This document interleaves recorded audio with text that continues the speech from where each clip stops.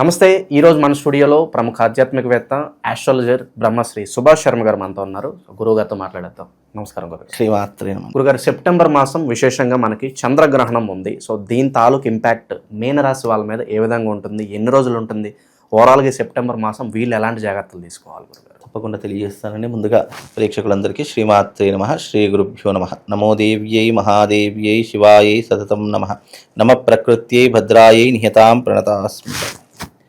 మీనరాశి వారికి ఈ సెప్టెంబర్ మాసం అనేటటువంటిది ఈ గ్రహణ ప్రభావం వీళ్ళకు అదృష్ట యోగాన్ని సూచిస్తూ ఉంటుంది. ఈ గ్రహణ ప్రభావం వల్ల మీనరాశి వారికి శుభ ఫలితాలే ఉన్నాయి, కానీ ఎలాంటి అశుభ ఫలితాలు కనిపించట్లేదు. ఈ గ్రహణం యొక్క ఎఫెక్ట్ వలన మీనరాశి వారికి అనుకున్నటువంటి పనులు సకాలంలో పూర్తి చేసుకోగలుగుతారు. చాలామంది అనుకుంటారు, మీనరాశి వారికి ఏలినాటి శని ఉంది కదండి, మళ్ళీ ఈ ప్రభావం ఇలా మంచి జరుగుతుంది అనేటటువంటిది చాలామందికి డౌట్ ఉంటుంది. అయితే కొన్ని ప్రభావాలు మైనస్ ఇంటూ మైనస్ ప్లస్ అయినట్టుగా వీళ్ళకు చెడు సంకేతాలు ఉన్నప్పటికీ ఈ గ్రహణం కూడా చెడుదే, కాబట్టి ఈ చెడు ప్లస్ ఈ ఏలినాటి శని ఈ రెండు ప్రభావాల వల్ల వీళ్ళకు ప్లస్ అయ్యేటటువంటి అవకాశాలు ఉంటూ ఉంటాయి. కనుక ఈ యొక్క ప్రభావం అనేటటువంటిది మీనరాశి వారికి శుభ ఫలితాలనే ఇస్తుంది అని అర్థం చేసుకోవాలి. అది ఏ రకంగా అనేటటువంటి ఇంకా లోతుగా తెలుసుకోవాలి అంటే మీ జాతక పరిశీలన చేస్తే మీకు దగ్గర ఉన్నటువంటి అర్చకులు ఇంకా క్లియర్గా తెలియజేస్తూ ఉంటారు. ఇప్పుడున్నటువంటి ఈ ప్రభావం వల్ల సెప్టెంబర్ మాసం మీనరాశి వారికి అనుకూలమైనటువంటి మాసము. అనుకున్నటువంటి పనులు సకాలంలో పూర్తి చేసుకోగలుగుతారు. అదే రకంగా విందులు వినోదాల్లో ఎక్కువగా పాలు పంచుకుంటూ ఉంటారు. ఇంటి యందు శుభకార్యాలు చేస్తూ ఉంటారు. రావాల్సిన డబ్బు తిరిగి వచ్చేటటువంటి అవకాశాలు ఏర్పడుతూ ఉంటాయి. డబ్బు సంపాదించడానికి అనేక మార్గాలు వెతుక్కునేటటువంటి అవకాశాలు ఏర్పడుతూ ఉంటాయి. ఎవరికైతే ఉద్యోగం రావట్లేదో, ఉద్యోగం కోసం ఎవరైతే అన్వేషిస్తున్నారో వాళ్ళకు తప్పకుండా ఈ మాసంలో వాళ్ళకు ఉద్యోగ ప్రయత్నాలు సఫలీకృతమయ్యేటటువంటి అవకాశాలు కూడా ఈ యొక్క మీనరాశి వారికి ఏర్పడేటటువంటి అవకాశాలు కనిపిస్తూ ఉన్నాయి. అలాగే ఈ యొక్క మీనరాశి వారికి విదేశాలకు వెళ్ళేటటువంటి యోగం ఏర్పడుతూ ఉంటుంది. ఈ యొక్క ప్రభావం వీళ్లకు దాదాపుగా ఈ యొక్క దీపావళి వరకు ఏర్పడేటటువంటి అవకాశం ఉంది. మళ్ళీ ఈ సమయం ఎప్పటి వరకు ఉంటుంది, జీవితాంతం ఉంటుందంటే జీవితాంతం ఏది ఉండదు. ఈ దీపావళి వరకు తప్పకుండా ఈ యొక్క శుభ సూచకాలు మీ జీవితంలో ఏర్పడేటటువంటి అవకాశాలు ఉంటే కావాలంటే రాసి పెట్టుకోండి. ఈ సెప్టెంబర్ నుంచి దీపావళి వరకు తప్పకుండా మీకు శుభయోగ ఫలితాలు ఏర్పడుతూ ఉంటాయి. దాదాపుగా ఆశ్వీజ మాసం మొత్తం కూడా మీకు శుభ ఫలితాలే ఉంటూ ఉంటాయి. భాద్రపద మాసం పౌర్ణమి నుంచి ప్రారంభమవుతుంది కాబట్టి మీ జీవితంలో మార్పులు తప్పకుండా మీకు దాదాపుగా నెల నుంచి నెలన్నర రోజుల పాటు, అంటే దాదాపుగా 45 రోజులు మీ జీవితంలో అదృష్ట యోగం అనేటటువంటిది ఏర్పడుతుంది. చాలామంది ఈ అదృష్టాన్ని కాలదన్నుకుంటూ ఉంటారు. ఏ రకంగా చేయాలి, ఏం చేయాలి అని ఆ సందిగ్ధంలో పడుతుంటారు. మీరు ఏదైనా ముక్కుసూటిగా వెళ్ళేటటువంటి ప్రయత్నం చేయండి.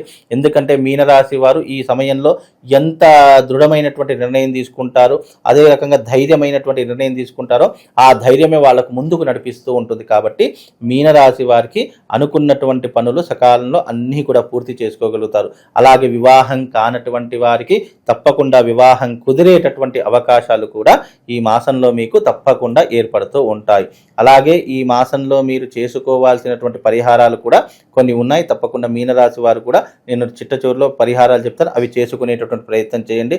స్థిరాస్తులు కొనుక్కోవచ్చు అంటారు గురుగారు ఈ టైంలో? ప్రత్యేకంగా ఈ టైంలో తప్పకుండా వాళ్ళకు శుభయోగం ఉంది కాబట్టి పూర్వీకుల ఆస్తులు లభించడం కావచ్చు, కోర్టు కేసులలో విజయం సాధించడం కావచ్చు, అలాగే కొన్ని చిక్కు సమస్యల నుంచి వీడిపోయేటటువంటి అవకాశాలు ఏర్పడుతూ ఉంటాయి.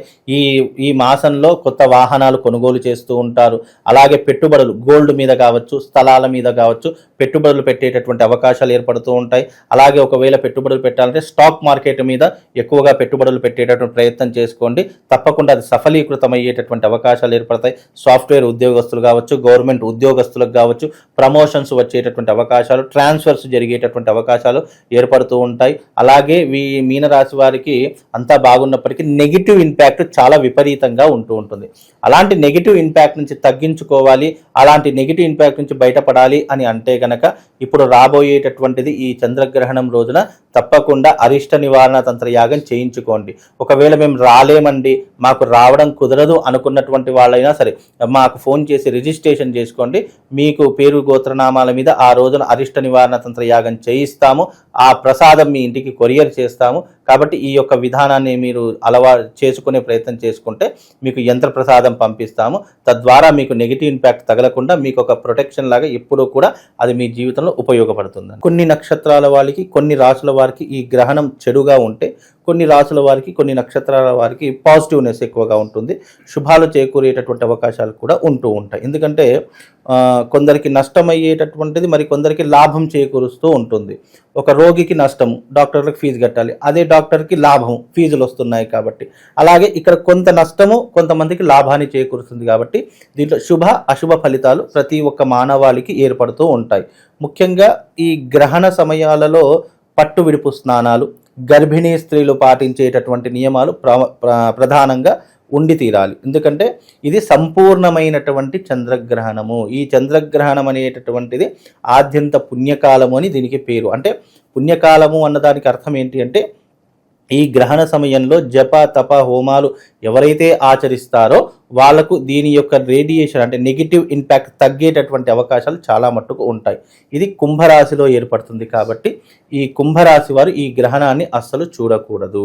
అందులోని శతభిష నక్షత్ర జాతకులు ఈ గ్రహణాన్ని చూడకూడదు. మళ్ళీ ఏ రాశుల వారంటే మేష, వృషభ, మిథున రాశి వారు ఈ గ్రహణాన్ని చూడకూడదు. ముఖ్యంగా ఏ రాశులు కుంభ, మేష, వృషభ, మిథున 4 రాశుల వారు చూడకూడదు. శతభిష నక్షత్రము, పూర్వాభాద్ర నక్షత్రము ఈ రాశుల వారు కూడా ఈ నక్షత్రాల వారు కూడా చూడకూడదు. ఎందుకంటే శతభిష నక్షత్రంలో ప్రారంభమై పూర్వాభాద్ర నక్షత్రంలో ఎండ్ అయిపోతుంది. కాబట్టి ఈ 2 నక్షత్రాల వారు కూడా ఈ గ్రహణాన్ని చూడకూడదు అని శాస్త్రం. అంటే మీనరాశి వారు ఏ విధమైనటువంటి ప్రయాణాలు చేస్తారు అని అంటే కనుక ముఖ్యంగా విదేశీ యానం అనేటటువంటిది తప్పకుండా ఏర్పడుతూ ఉంటుంది. పెద్దవాళ్ళ సలహాలు సూచనలు తప్పకుండా పాటించండి. అనవసరమైనటువంటి విషయాలు అస్సలు కలగజేసుకోకుండా ఉంటే మీ జీవితానికి మంచి జరుగుతుంది. లేదు అంటే ఎవరికైనా మంచి చేద్దాము అని వెళితే మనకేమవుతుంది, వాళ్లకు మంచి చేద్దామనే వెళతాము, కానీ అక్కడ మనకు చెడే ఎదురవుతుంది. మనల్ని మంచి చేశారు అని ఎవ్వరు అనరు. నీలాపనిందలు ఎక్కువగా పడేటటువంటి అవకాశాలు ఉంటాయి. కాబట్టి ఎవరి విషయాల్లో కలగజేసుకోకండి. అనవసరంగా నమ్మి ఎవరికి పడితే వారికి డబ్బులు ఇవ్వడం మానేసుకోండి.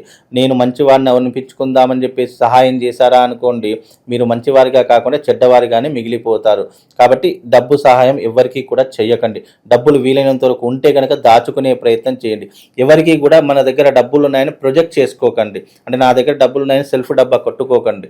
ఎంత ఉన్నా కూడా లేనటువంటి వాడిగా మీరు న్యూట్రల్లో ఉండేటటువంటి ప్రయత్నం చేయండి. ఉద్యోగ అవకాశాలు వచ్చినప్పుడు చాలా జాగ్రత్తగా ఉండండి. అలాగే ఆల్రెడీ మీరు ఉద్యోగం చేస్తున్నారు అన్నప్పుడు మీ చుట్టుపక్కల వాళ్ళతో చాలా జాగ్రత్తగా ఉండేటటువంటి ప్రయత్నం చేసుకుంటే వాళ్ళకు శుభం లాభం కలుగుతుంది. ఓకే.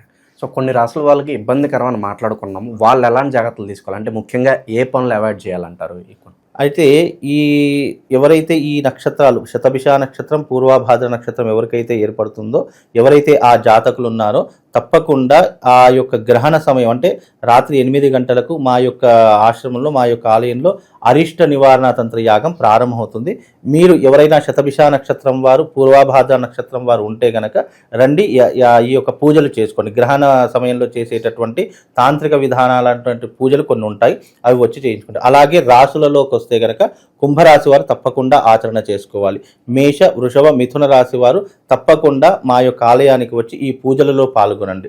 ఎందుకంటే గ్రహణం యొక్క ఎఫెక్ట్, రేడియేషన్, నెగిటివ్ ఇంపాక్ట్ ఎక్కువగా ఈ నక్షత్రాల మీద, ఈ రాశుల మీద ప్రభావం చూపిస్తుంది.